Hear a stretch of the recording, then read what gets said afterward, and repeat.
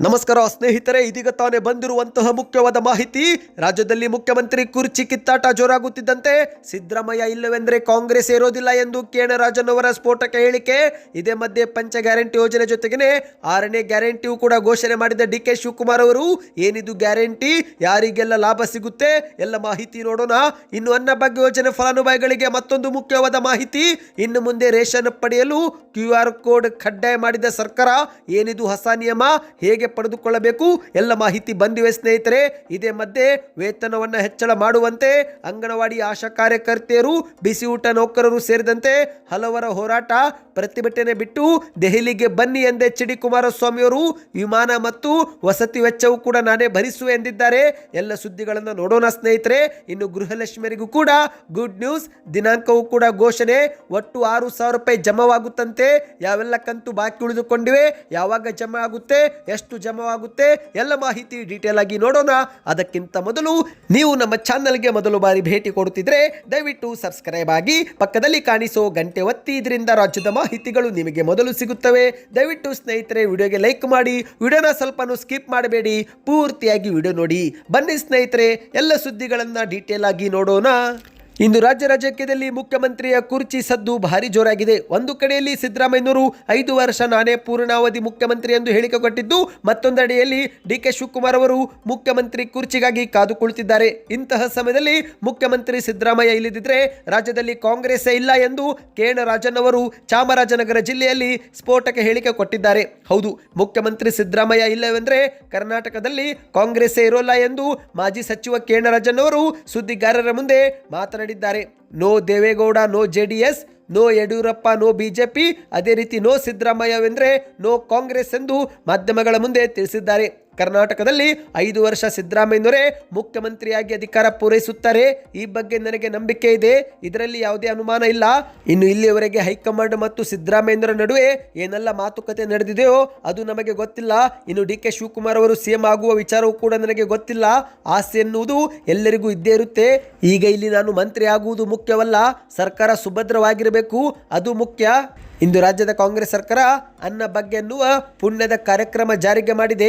ಸಿದ್ದರಾಮಯ್ಯನವರ ಮೆಚ್ಚಿನ ಯೋಜನೆ ಆಗಿರುವ ಅನ್ನಭಾಗ್ಯ ಕಾರ್ಯಕ್ರಮ ಬಗ್ಗೆ ಎಲ್ಲ ಕಾರ್ಯಕ್ರಮದಲ್ಲಿ ಪ್ರಸ್ತಾಪ ಮಾಡಲೇಬೇಕು, ಇಲ್ಲವಾದರೆ ನನಗೆ ಬೇಜಾರಾಗುತ್ತೆ ಎಂದು ರಾಜನ್ ಅವರು ಹೇಳಿಕೆ ಕೊಟ್ಟಿದ್ದಾರೆ. ಬನ್ನಿ ಸ್ನೇಹಿತರೆ, 2ನೇ ಮಾಹಿತಿಗೆ ಹೋಗೋಣ.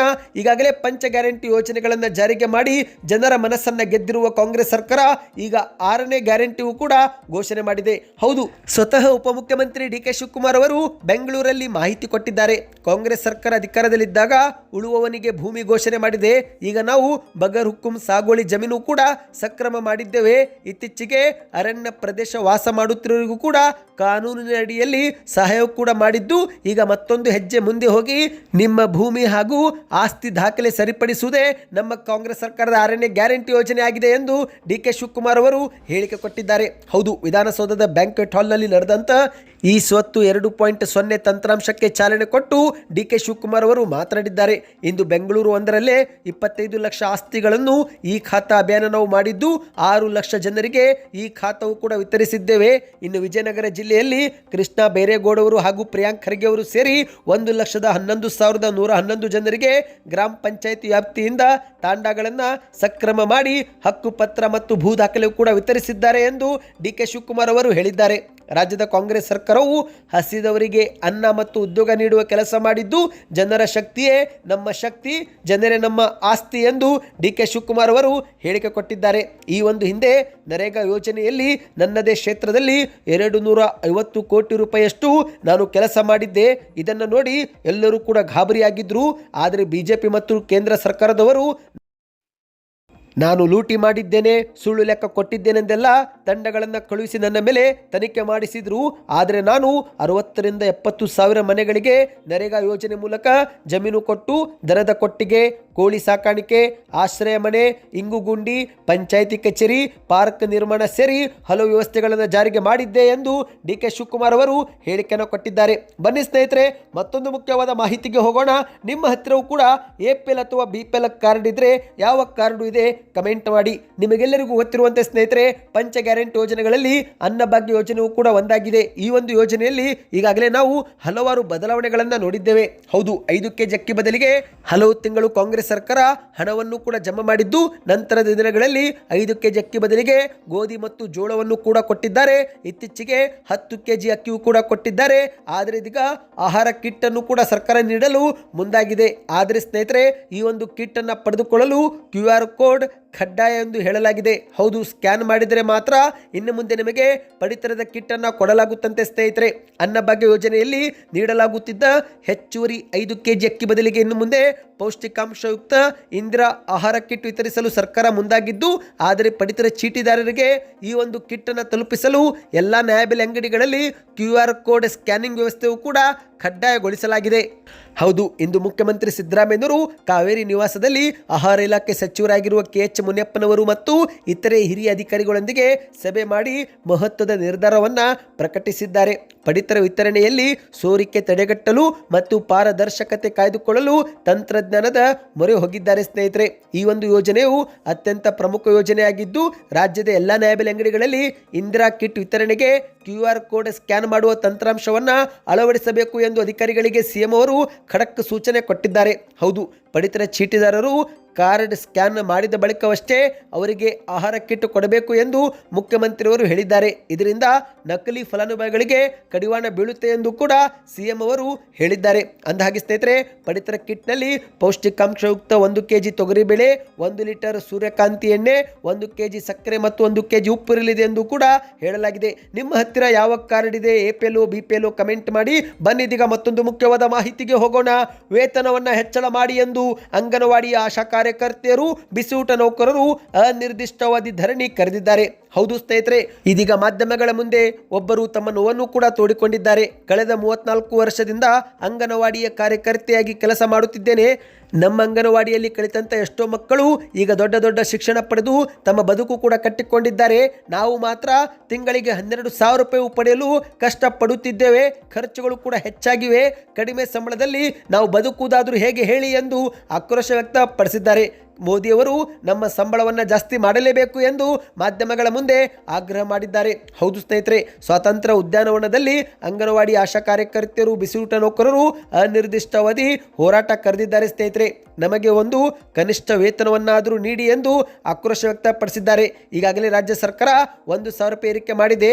ಆದರೂ ಕೂಡ ನಮ್ಮ ಪೂರ್ಣ ಬೇಡಿಕೆ ಅವರು ಈಡೇರಿಸಿಲ್ಲ. ಇನ್ನು ಕೇಂದ್ರ ಸರ್ಕಾರವಂತೂ 2018ರ ನಂತರ ಸ್ವಲ್ಪನೂ ಕೂಡ ವೇತನ ಏರಿಕೆ ಮಾಡೇ ಇಲ್ಲ. ಎಷ್ಟು ದಿನ ಅಂತ ನಾವು ನಿಮಗೆ ಕೇಳುತ್ತಲೇ ಇರಬೇಕು. ನಮ್ಮ ಕಷ್ಟವನ್ನ ಜನಪ್ರತಿನಿಧಿಗಳು ಆಲಿಸಿ ಕೇಂದ್ರಕ್ಕೆ ಮುಟ್ಟಿಸಲಿ ಎಂದು ಆಶಾ ಕಾರ್ಯಕರ್ತೆಯರು ಹೇಳಿಕೆ ಕೊಟ್ಟಿದ್ದಾರೆ. ಇದೇ ಮಧ್ಯೆ ಸ್ನೇಹಿತರೆ, ಪ್ರತಿಭಟನೆ ಬಿಟ್ಟು ದೆಹಲಿಗೆ ಬನ್ನಿ, ವಿಮಾನ ಮತ್ತು ವಸತಿ ವೆಚ್ಚ ನಾನೇ ಭರಿಸುವೆ ಎಂದು ಅಂಗನವಾಡಿಯರಿಗೆ HD ಕುಮಾರಸ್ವಾಮಿ ಅವರು ಭರವಸೆ ಕೊಟ್ಟಿದ್ದಾರೆ. ಹೌದು, ಪ್ರತಿಭಟನೆಯನ್ನು ಬಿಟ್ಟು ಮಾತುಕತೆಗೆ ದೆಹಲಿಗೆ ಬರುವಂತೆ HD ಕುಮಾರಸ್ವಾಮಿ ಅವರು ಆಹ್ವಾನವನ್ನು ನೀಡಿದ್ದಾರೆ. ಸ್ನೇಹಿತರೆ, ನಿಮ್ಮ ಸಂಘದ ಪ್ರತಿನಿಧಿಯಿಂದ 10 ಜನ ಪ್ರಮುಖರು ದೆಹಲಿಗೆ ಬನ್ನಿ, ನಾನೇ ಸಂಬಂಧಪಟ್ಟ ಸಚಿವರು ಮತ್ತು ಅಧಿಕಾರಿಗಳ ಜೊತೆಗೆ ಸಭೆ ಏರ್ಪಾಡು ಮಾಡಿಸುತ್ತೇನೆ. ನೀವು ಬಂದು ಹೋಗುವ ವಿಮಾನಯಾನ ವೆಚ್ಚ ಮತ್ತು ದೆಹಲಿಯಲ್ಲಿ ವಸತಿ ಊಟದ ವ್ಯವಸ್ಥೆಯೂ ಕೂಡ ನಾನೇ ಕಲ್ಪಿಸುವೆ ಎಂದು HD ಕುಮಾರಸ್ವಾಮಿ ಅವರು ಭರವಸೆ ಕೊಟ್ಟಿದ್ದು, ಈಗಾಗಲೇ ಕೆಲ ಮುಖಂಡರು ದೆಹಲಿಗೂ ಕೂಡ ಹೋಗಿದ್ದಾರೆ ಎಂದು ಹೇಳಲಾಗಿದೆ. ಬನ್ನಿದೀಗ ಕೊನೆಯ ಮುಖ್ಯವಾದ ಮಾಹಿತಿಗೆ ಹೋಗೋಣ. ನೀವು ಕೂಡ ಗೃಹಲಕ್ಷ್ಮಿ ಯೋಜನೆ ಫಲಾನುಭವಿಗಳಾಗಿದ್ದರೆ ನವೆಂಬರ್ ತಿಂಗಳಲ್ಲಿ ನಿಮ್ಮ ಬ್ಯಾಂಕ್ ಖಾತೆಗೆ 2,000 ರೂಪಾಯಿ ಜಮಾವಾಯಿತಾ? ಕಮೆಂಟ್ ಮಾಡಿ ಸ್ನೇಹಿತರೆ. ಒಂದೊಮ್ಮೆ ಜಮಾವಾಗಿಲ್ಲವೆಂದರೆ ಯಾವುದೇ ಚಿಂತೆ ಬೇಡ. ಸಚಿವ ಲಕ್ಷ್ಮಿ ಹೆಬ್ಬಾಳ್ಕರ್ ಅವರು ಈಗ ಮತ್ತೆ ಸಿಹಿ ಸುದ್ದಿ ಕೊಟ್ಟಿದ್ದಾರೆ. ಹೌದು ಸ್ನೇಹಿತರೆ, ಬಾಕಿ ಉಳಿದಿರುವ 3 ತಿಂಗಳ ಕಂತಿನ ಒಂದು ದಿನಾಂಕವೂ ಕೂಡ ಫಿಕ್ಸ್ ಮಾಡಲಾಗಿದೆ. ಕರ್ನಾಟಕದ 1,27,00,000ಕ್ಕೂ ಅಧಿಕ ಫಲಾನುಭವಿಗಳು ಗೃಹಲಕ್ಷ್ಮಿ ಯೋಜನೆ ಹಣ ಪಡೆದುಕೊಳ್ಳುತ್ತಿದ್ದು, ಈಗ ಕಳೆದ 3 ತಿಂಗಳಿನಿಂದ ಬಾಕಿ ಉಳಿದಿರುವ ಹಣವನ್ನು ಸರ್ಕಾರ ಇದೀಗ ಬಿಡುಗಡೆ ಮಾಡಲು ಮುಂದಾಗಿದೆ. ಸ್ವತಃ ಸಚಿವ ಲಕ್ಷ್ಮಿ ಹೆಬ್ಬಾಳ್ಕರ್ ಅವರು ಆಗಸ್ಟ್, ಸೆಪ್ಟೆಂಬರ್ ಮತ್ತು ಅಕ್ಟೋಬರ್ ತಿಂಗಳ ಕಂತು ಬಿಡುಗಡೆಯನ್ನು ಹಂತ ಹಂತವಾಗಿ ಜಮಾ ಮಾಡುತ್ತೇವೆ ಎಂದು ಹೇಳಿಕೆ ಕೊಟ್ಟಿದ್ದಾರೆ. ಹೌದು ಸ್ನೇಹಿತರೆ, ಹಣಕಾಸು ಇಲಾಖೆ ಅನುದಾನ ಸಮಸ್ಯೆ ಬಗೆಹರಿದಿದ್ದು ಕೂಡಲೇ 3 ಕಂತಿನ ಒಟ್ಟು 6,000 ರೂಪಾಯಿ ಜಮೆ ಆಗುತ್ತೆ ಎಂದು ಲಕ್ಷ್ಮಿ ಹೆಬ್ಬಾಳ್ಕರ್ ಅವರು ಹೇಳಿಕೆ ಕೊಟ್ಟಿದ್ದಾರೆ. ಈಗಾಗಲೇ ಈ ಕುರಿತಂತೆ ಒಂದು ವೇಳಾಪಟ್ಟಿಯೂ ಕೂಡ ಬಿಡುಗಡೆಯಾಗಿದೆ. ಹೌದು, ಈ ಒಂದು ವೇಳಾಪಟ್ಟಿಯ ಪ್ರಕಾರ ಆಗಸ್ಟ್ ತಿಂಗಳ 22ನೇ ಕಂತು ಡಿಸೆಂಬರ್ ತಿಂಗಳ ಮೊದಲನೇ ವಾರದಲ್ಲಿನೇ ಜಮೆ ಆಗುತ್ತಂತೆ. ಇನ್ನು ಸೆಪ್ಟೆಂಬರ್ ತಿಂಗಳ 23ನೇ ಕಂತು ಇದೀಗ ಜಮೆ ಮಾಡುವ ಪ್ರಕ್ರಿಯೆ ಶುರುವಾಗಿದೆ ಎಂದು ಉಳಿದಂತೆ ಇನ್ನು ಅಕ್ಟೋಬರ್ ತಿಂಗಳ 25ನೇ ಕಂತು ಡಿಸೆಂಬರ್ 15ರ ನಂತರ ಜಮೆ ಆಗುತ್ತೆ. ಒಟ್ಟು ಡಿಸೆಂಬರ್ ಅಂತ್ಯದ ಒಳಗೆ 6,000 ರೂಪಾಯಿ ಜಮೆ ಆಗುತ್ತೆ ಎಂದು ಸಚಿವ ಲಕ್ಷ್ಮೀ ಹೆಬ್ಬಾಳ್ಕರ್ ಅವರು ಹೇಳಿಕೆ ಕೊಟ್ಟಿದ್ದಾರೆ. ಅಂದಹಾಗೆ ಸ್ನೇಹಿತರೆ, ಪ್ರತಿ ಫಲಾನುಭವಿಗಳು NPCI ಮ್ಯಾಪಿಂಗ್ ಮಾಡಿಕೊಂಡಿರಬೇಕು, ಬ್ಯಾಂಕ್ ಖಾತೆಗೆ ಆಧಾರ್ ಕಾರ್ಡ್ ಲಿಂಕ್ ಮಾಡಿಸಿರಬೇಕು ಮತ್ತು KYC ಅಪ್ಡೇಟ್ ಕೂಡ ಮಾಡಿಸಿಕೊಳ್ಳಿ. ಕುಟುಂಬದ ಎಲ್ಲ ಸದಸ್ಯರು ತಮ್ಮ ಆಧಾರ್ ಕಾರ್ಡ್ ಅನ್ನು ರೇಷನ್ ಕಾರ್ಡ್ಗೂ ಕೂಡ ಲಿಂಕ್ ಮಾಡಿಕೊಂಡಿರಬೇಕು ಎಂದು ಹೇಳಲಾಗಿದೆ. ಸದ್ಯಕ್ಕೆ ಇಷ್ಟೇ ಇತ್ತು ಸ್ನೇಹಿತರೆ. ಈ ಮಾಹಿತಿ ನಿಮಗೆ ಇಷ್ಟವಾಯ್ತಾ? ನಿಮ್ಮ ಬ್ಯಾಂಕ್ ಖಾತೆಗೆ 2,000 ರೂಪಾಯಿ ಜಮೆ ಆಗುತ್ತಿದ್ರೆ ಕಮೆಂಟ್ ನಲ್ಲಿ ಎಸ್ ಅಥವಾ ನೋ ಎಂದು ಕಮೆಂಟ್ ಮಾಡಿ. ಕೊನೆಯ ಕಂತು ಯಾವ ತಿಂಗಳಲ್ಲಿ ಜಮಾ ಆಗಿತ್ತು ಕಮೆಂಟ್ ಮಾಡ್ತಾ ವಿಡಿಯೋನ ನಿಮ್ಮ ಇತರೆ ಗೆಳೆಯರಿಗೂ ಕೂಡ ಶೇರ್ ಮಾಡಿ.